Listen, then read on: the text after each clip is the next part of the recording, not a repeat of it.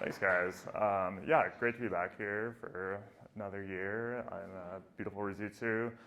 Today we thought we'd mix it up a little bit. We've done a lot of talks on ultrasound, but this one focuses a little bit more on cardiac cases. So a little bit about Dan and I. Me from a young age had a great sense of fashion growing up. I've since moved out to the Northeast United States, and this is my wife Cecily here. We enjoy backcountry touring and getting outside.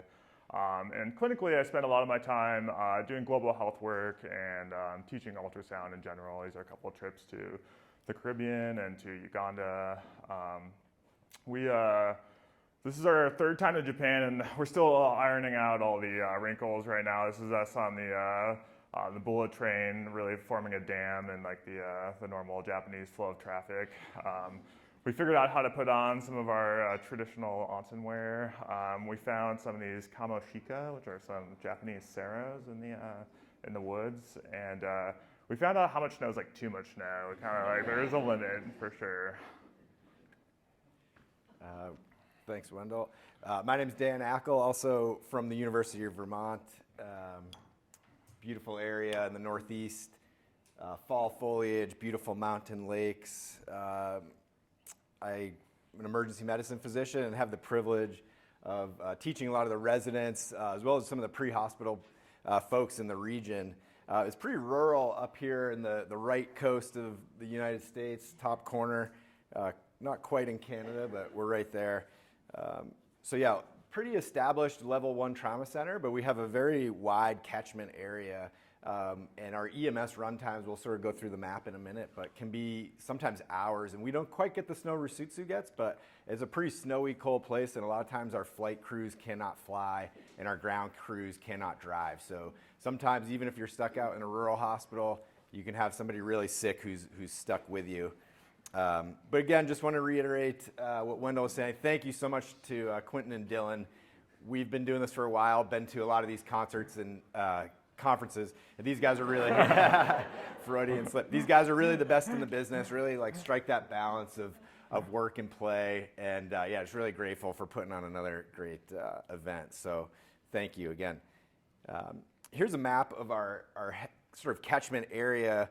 These smaller sites here are your sort of rural critical access hospitals. And then these two centers here in red, sort of on each side of giant Lake Champlain, which is over 100 miles north to south. Those are really our level 1 and level 2 centers where we have interventional cardiology, trauma surgery, all the bells and whistles. But again, normal on a perfectly clear day, it's about 2.5, 3 hours from Malone, New York to us, and when the weather's bad, you're sometimes stuck with folks for quite a while. So we really focus on our training in these sort of high acuity, low occurrence situations that we think our residents, our nurses, our medics all need to be prepared for, because you sometimes don't have a rescue net right under you. So the goals of this lecture really are to sort of recognize some of these higher risk cardiac rhythms that you might come across, and then how to sort of navigate making those time-sensitive decisions. And then, yeah, just implementing coordination of care across a rural network like ours, which is probably not too different than some of you. So we have a couple cases for you, hopefully illustrate some of our points. So, Cool. Yeah, I'll just hop into case one here. So I'm working at one of our rural critical access sites, and we have a 70-year-old that comes in. He's having chest pain. He has a history of some cardiac problems in the past. He's had an aortic valve replacement. He's got a history of AFib. He's got hypertension. And he comes in looking pretty uncomfortable. So these are initial vital signs. Not much that we're seeing initially that looks terrible with his vital signs, but clinically it doesn't look that good. When we look at his previous EKG, generally the first thing I'm doing when I'm pulling up these, when a new patient coming in with chest pain, see that he has a left bundle branch block, which always makes it a little bit more difficult to interpret when you're worried about someone having ischemia. And then we get a repeat EKG here, and I'm seeing things that are changing. And I feel like whenever I look at the EKG and things are changing, I'm like, oh man, I was kind of hoping that was gonna happen. So I think that this case is kind of highlighting how we manage like left bundle branch blocks and how we evaluate for ischemia in them. This also is the same kind of process we'd go through if someone has a paced rhythm, which often if they're paced ventricularly, they also have a left bundle branch block appearance to them. So sometimes looking at EKGs can be intimidating. Like these are some of our residents here looking at a whole run strip, and you can kind of go through a lot of them. And I think that just having a few take-home points and bearing with us here should be helpful in kind of evaluating ischemia in bundle branch blocks. So when I think about evaluating for ischemia in a bundle branch block, I think about Scarbosa criteria. So the Scarbosa criteria were developed by Elena Scarbosa, who's a cardiologist from Argentina, practicing in the United States. And they're modified by another EM doc named Steve Smith. And a lot of what we use now is called the modified Scarbosa criteria. So what we look for are three things. We look for concordant ST elevations, ST depressions, and excessive discordance. And I'll talk about that more in a second here. So when we talk about concordance, we're talking about the direction of the depression of the ST segment in relation to what's going up or what's going down. So in the first example here on the left, you'll see the S wave going down. The ST segment is depressed, so that's a concordant depression. So S wave down, ST segment down. On the right side here, we see our R wave goes up, and the ST segment goes up. That's concordant elevation. So we're still looking for similar criteria as we would look for in a STEMI criteria. So if you're greater than 1 millimeter of elevation or depression, then that should raise your suspicion that this person has active ischemia going on. Where it gets a little tricky is when we have discordance, which is kind of this case that we have here. So when we have an S wave that's going down, then we see our ST segment going up on the other side. What we want to see is there excessive discordance? Because in all bundle branch blocks, we'll see some amount of discordance, but if the ST segment over the S wave ratio is greater than 0.25 or 25%, then that's when we get worried about kind of excessive discordance. So the other thing to think about with the Scarbosa criteria is, unlike STEMI criteria, you'll only need to meet this criteria in one lead.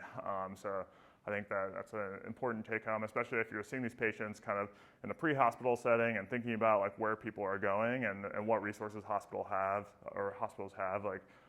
Something to keep in mind is like you only need one lead, and if the clinical picture kind of fits, then this is can be a good way to evaluate. So here we have our EKG again here. If we just blow up that lead 3, it doesn't look great to start out with. And we take our measurements here. We measure the S wave, it's like 24 small boxes, and ST segment elevation is 7 small boxes, and then we get our ratio there, so we're above 25%, so this person meets criteria. So things you can do when you're thinking about these cases is, I think, obviously you have someone that you think meets criteria for an acute occlusive, like MI, then you're gonna get on the phone and you're gonna talk to your interventionalist. And then also if you're, like, oh man, these are small boxes, I'm doing a lot of measuring right now, I don't know if these people actually meet criteria. We always say just keep repeating that EKG, especially if you have dynamic changes in the EKG. We want to see where it's going, and if they're going to eventually meet criteria or they continue to have changes, I think repeating the EKG is very helpful. So why do we care about this? The reason we care about any of acute ischemic events is because we want to get those people reperfused. We want to get oxygen flowing back to the heart. We want to reperfuse those cells in the heart to make sure they can kind of maintain function. Our goal in general is to get people from their foot in the door in the emergency department to reperfusion in 90 minutes.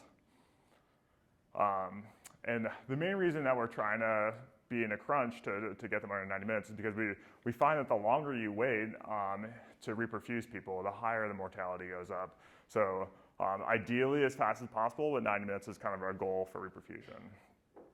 Now often we're in these situations where we're working at sites that are farther away, and we're not going to make that 90-minute window because the hospital we're working at doesn't have the services that we need to reperfuse patients. So that's when we start having discussions about giving lytics, like a clot buster or something to tenectoplase, alteplase, something to open up the clot burden and allow kind of blood flow to flow back to the heart.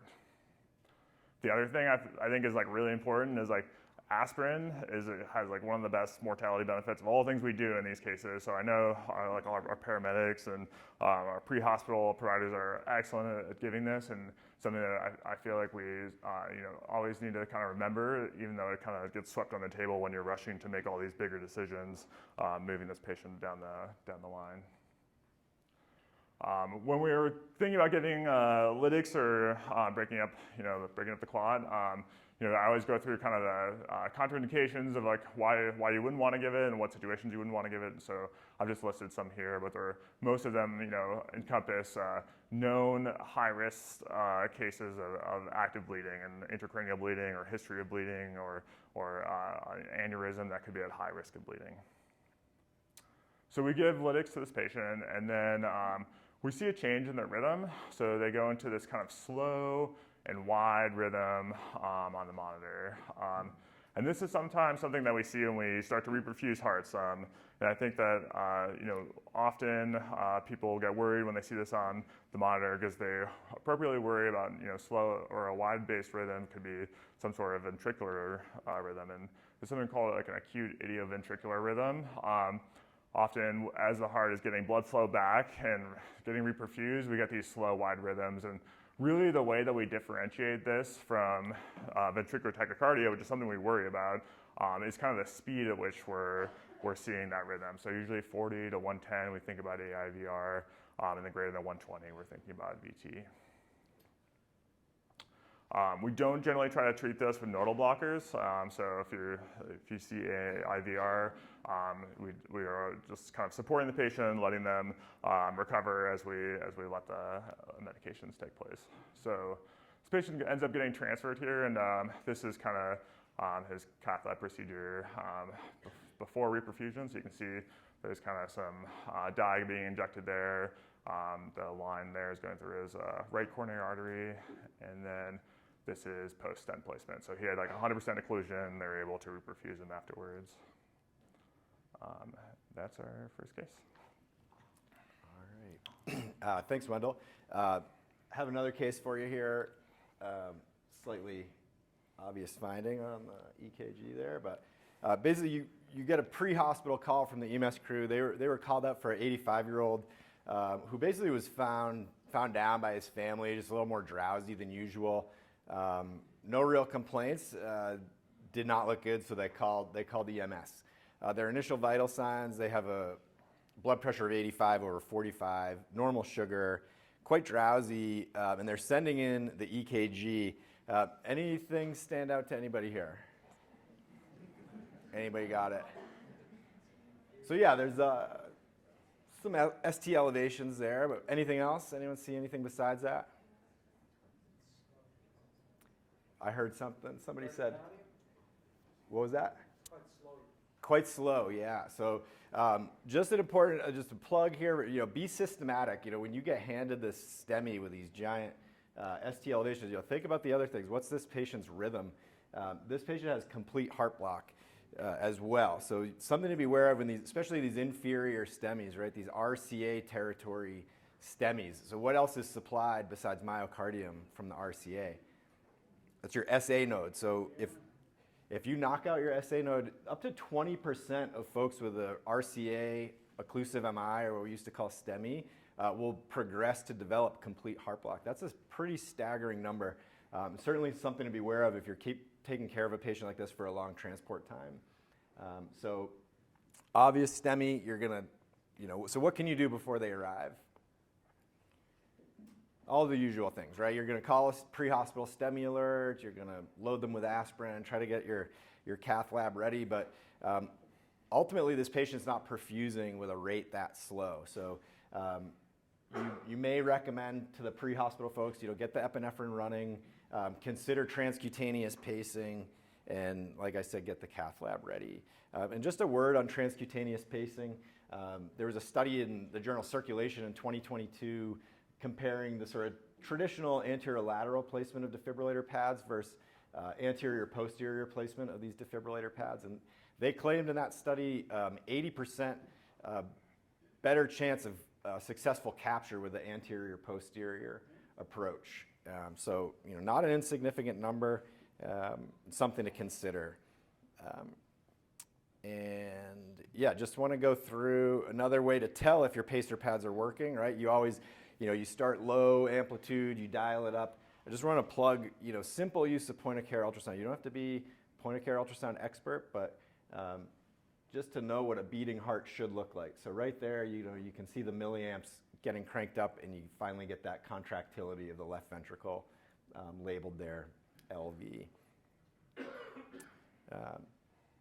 So again, transcutaneous pacing is, I hope you all take from this, is that it's really just a Band-Aid. This is a temporizing measure. This patient cannot just stay with transcutaneous pacing forever. There's a couple studies out of West Virginia, another very rural area in the eastern United States and Appalachia.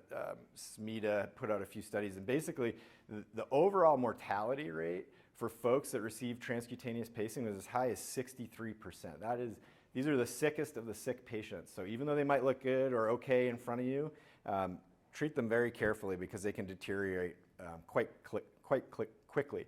And in their studies, small study, this lower study here, up to 10% of them, only 10% of them had sustained electrical capture. So up to 90% eventually failed that transcutaneous pacing and needed further intervention with a transvenous pacemaker.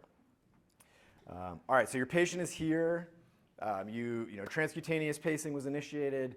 Everything seems to be going well. They're alert. They seem to be having a little bit of a bump in their blood pressure. The heart rate on the monitor says 80. Now it's time for EMS to go. They want to take their life pack with them. What are you going to do? So this is just a quick message from Captain Obvious here. I've seen this happen 2 to 3 times now where all of a sudden the EMS crew is like ready to leave. All right, we're going to disconnect. Are you ready? Shoot, our pads aren't compatible with ours. All right, well, we just got to go. We got another call. Unplug, patient crashes right in front of you. So before you unplug, have a plan, have a new set of pads, new life pack, set up, ready to go. Keep it simple. These are very simple things to think about, but often can make a huge difference.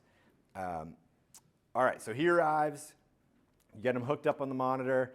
Looks like his heart rate's 80, blood pressure maybe a little bit bumped, but he looks horrible, right? Stick to your physical exam. This patient is cool, clammy, clamped down periphery. Is he perfusing? Probably not. So one potential pitfall I just want to point out here, anyone see anything wrong on this monitor? This is what you see up on the monitor.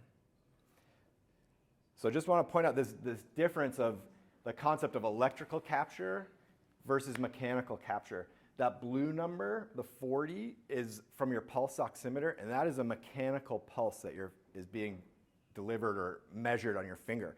80, that number 80 is pure electricity.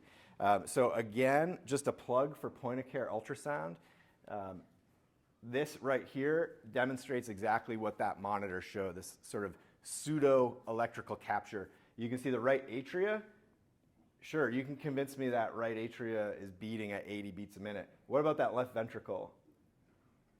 Definitely not. So, you can use your physical exam, try to palpate a pulse. Sometimes, certainly in a rig, loud helicopter, loud ambulance, it's hard to feel. Maybe you convince yourself they have a decent pulse.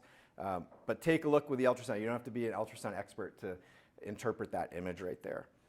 And then just for the physicians in the room, just want to quickly mention this transvenous pacing.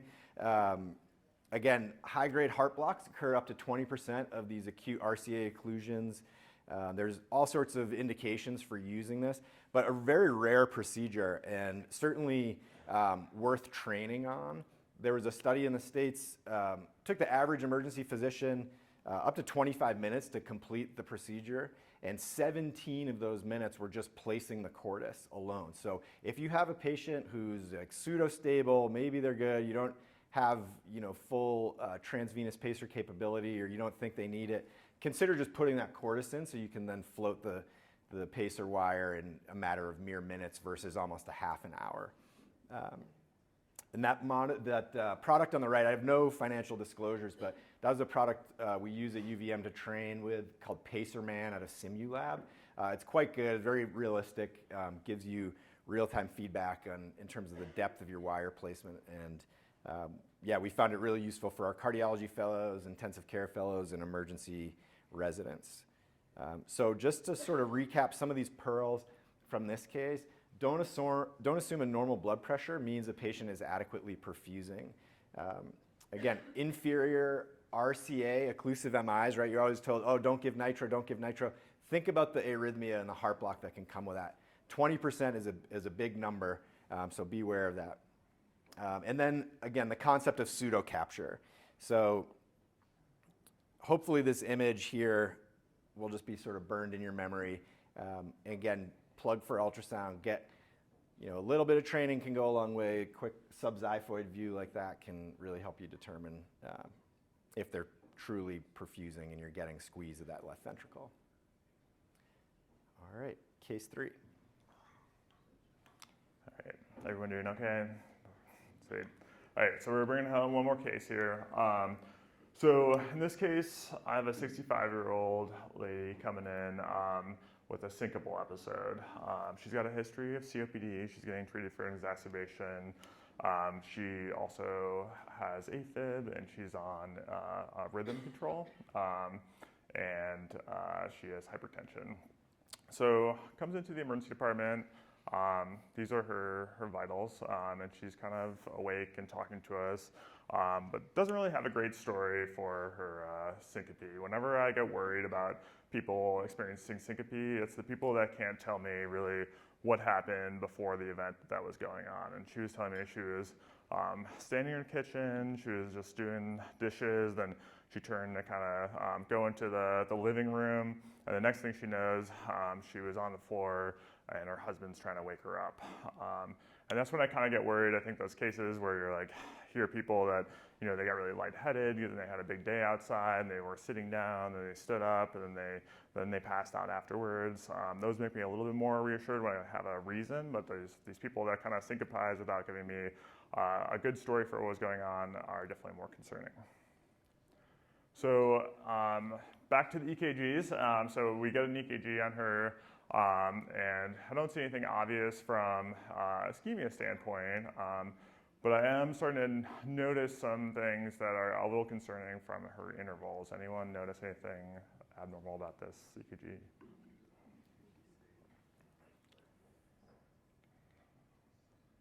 No worries. So you can see it's kind of marked a little bit up here. The QT interval there is starting to look long. So when I'm kind of just looking at EKGs in general and eyeballing QT intervals, a lot of times what I'll look for is to see if this T wave ends about halfway or less between the next QRS segment. So when these QT segments start to get longer than half of the time between the beats, then I start to think that it might be getting dangerously long. So quick overview of kind of some of our intervals here. So QT interval is like, obviously we have our Q wave here, and then we measure all the way to the end of the T wave.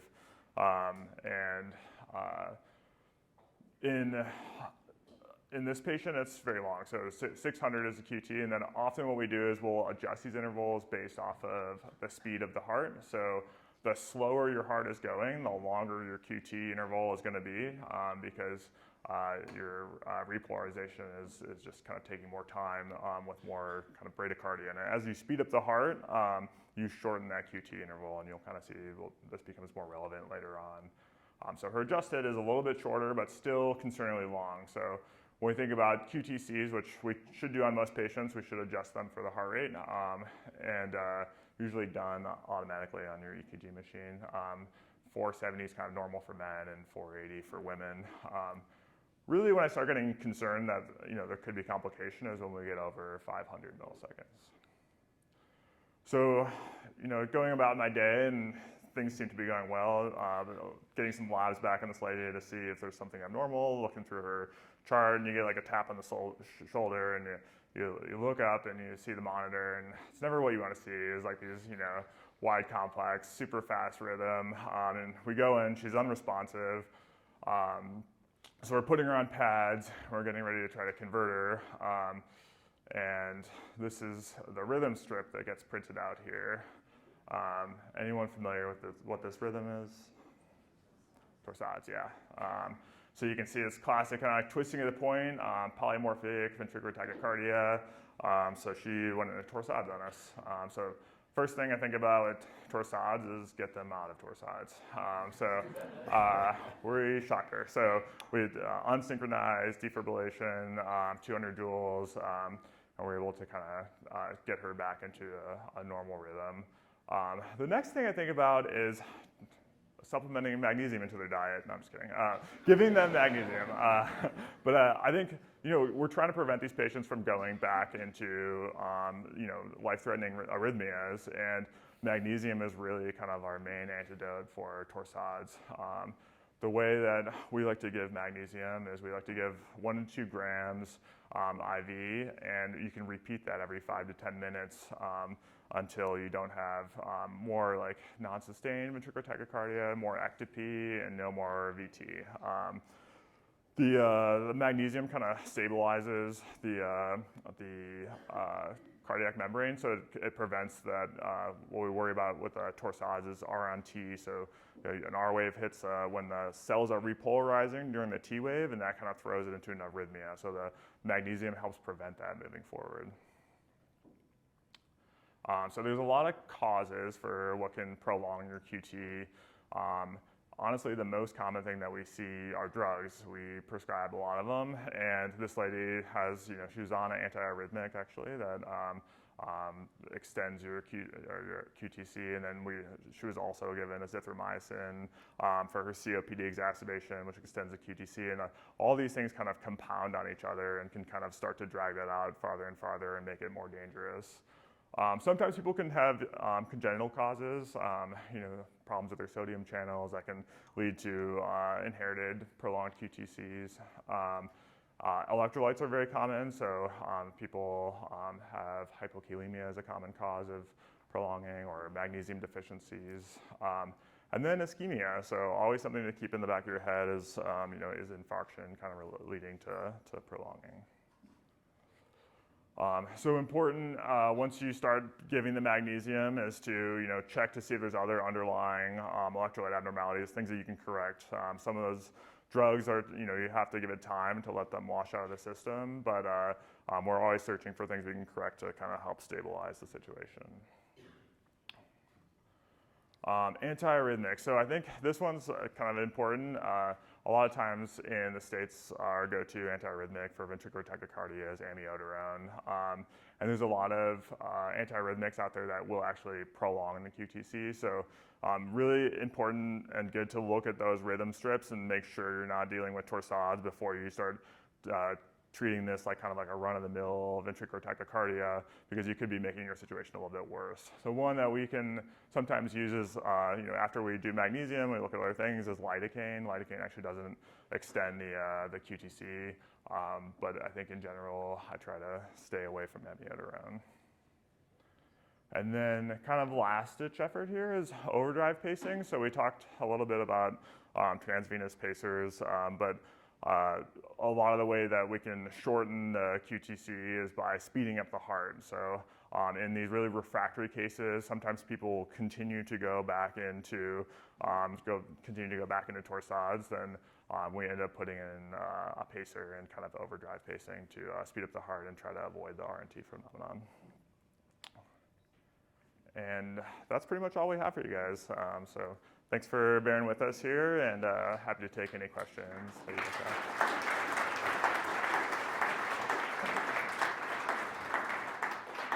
We have a question. How loud's your voice to try to run down?